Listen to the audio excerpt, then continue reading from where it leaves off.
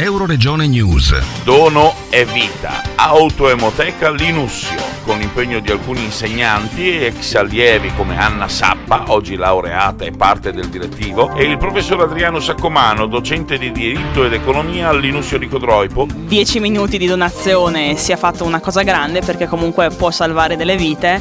E per noi appunto costa davvero poco donare, e anzi ci aiuta anche a tenere monitorati i livelli delle proprie analisi, e quindi costa poco ed è un grande aiuto.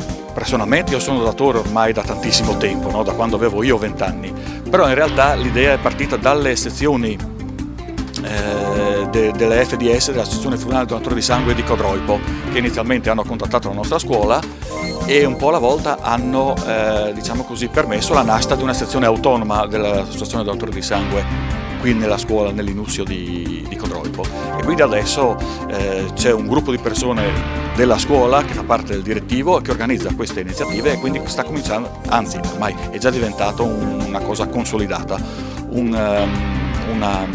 diciamo così, un'iniziativa che ormai fa parte delle consuetudini della nostra scuola. Dal Medio Friuli per Euroregione News, Marco Mascioli. I nostri servizi sono disponibili su internet all'indirizzo www.euroregionenews.eu.